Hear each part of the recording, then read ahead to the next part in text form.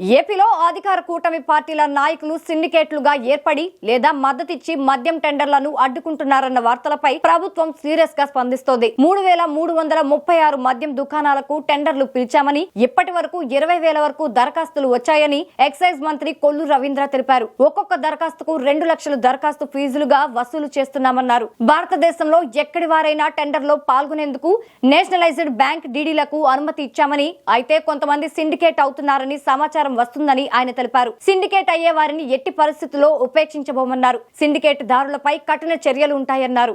మధ్యంలో గత ప్రభుత్వం ఏం చేస్తుందో మనంతా చూసాం. విచ్చలవిడిగా దోపిడీ చేశారు. ఇవాళ అందుకనే ఒక పాలసీ, ప్రజలకి నాణ్యమైనటువంటి లిక్కర్ని అతి తక్కువ ధరకి అందించాలనే లక్ష్యంతో చుట్టుపక్కల ఏ రాష్ట్రంలో కూడా ఇవ్వనటువంటి అవకాశంతో ఇవాళ లిక్కర్కి ఒక పాలసీ క్రియేట్ చేసుకున్నాం. దీనిలో అటు రాష్ట్రానికి రావాల్సినటువంటి ఆదాయం, గతంలో వీళ్ళు దోపిడీ చేసినటువంటి ఆదాయాన్ని కూడా కట్టడి చేసే విధంగా, రాష్ట్ర ప్రభుత్వానికి వచ్చే విధంగా, ప్రజా అవసరాలకే ఉపయోగించే విధంగా ఇవాళ ఏదైతే ఇల్సిట్ కానీ, నాన్ డ్యూటీ పెయిడ్ లిక్కర్ కానీ, పక్క రాష్ట్రాల నుంచి ఇంపోర్ట్ చేసుకున్న లిక్కర్ని అరికట్టడానికి ఈ పాలసీని, ఆ ఆదాయం ఆంధ్ర రాష్ట్ర ప్రజలకి చెందే విధంగా ఈ పాలసీని క్రియేట్ చేయడం జరిగింది. దానిలో మరి మొన్ననే నోటిఫికేషన్ ఇవ్వడం జరిగింది. 3,336 షాపులు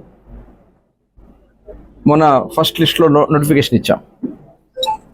ఈ 3,336 షాపులకి ఒక్కొక్క షాపుకి 2 లక్షలు వాళ్ళు అప్లికేషన్ ఫీజు కట్టుకుని వాళ్ళు డ్రాలో పాల్గొనేదానికి అవకాశం వస్తుంది. ఒక మనిషి ఎన్నైనా కట్టుకోవచ్చు. అదే కాకుండా నేషనలైజ్డ్ బ్యాంక్ నుంచి ఎక్కడి నుంచైనా, భారతదేశంలో ఏ రాష్ట్రంలో నుంచైనా కూడా వాళ్ళు ఈ డ్రా సిస్టంలో పాల్గొవచ్చు. అట్లాగే గ్రామీణ బ్యాంకులకు కూడా నేషనలైజ్డ్ బ్యాంక్స్ ఉంటాయి, వాళ్ళకి లింక్ ఉంటుంది కాబట్టి గ్రామీణ బ్యాంకుల డీడీలు కూడా అలౌ చేయడం జరుగుతుంది. డైరెక్ట్ తీసుకొచ్చి వాళ్ళ అప్లికేషన్ సబ్మిట్ చేసుకోవచ్చు. లేదు ఆన్లైన్లోనే కూడా అప్లై చేసుకునే విధంగా ఈ కార్యక్రమాన్ని పెట్టడం జరిగింది. దీంట్లో కొంతమంది సిండికేట్ చేస్తున్నారని చెప్పి కొన్ని వార్తలు వస్తూ ఉన్నాయి. దాన్ని ఎట్టి పరిస్థితుల్లో కూడా ఉపేక్షించే సమస్య లేదు. ఎవరన్నా సిండికేట్లు చేశారనే సమాచారం మాకు తెలిస్తే కఠినంగా వాళ్ళ మీద చర్యలు ఉంటాయి. అది ఎంత వాళ్ళైనా సరే, దాంట్లో సమస్య లేదు.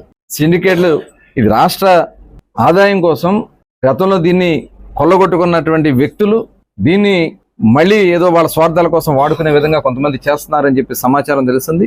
దాన్ని మళ్ళీ అధికార పార్టీ మీద వేయడానికి రకరకాలుగా ప్రయత్నాలు జరుగుతున్నాయి. ఇలాంటి దుష్ప్రచారాల్ని నమ్మొద్దు. ఎక్కడన్నా జరిగితే సమాచారం ఇవ్వండి. తప్పకుండా వాళ్ళని మేము కట్టడి చేస్తాం, చర్యలు తీసుకుంటాం.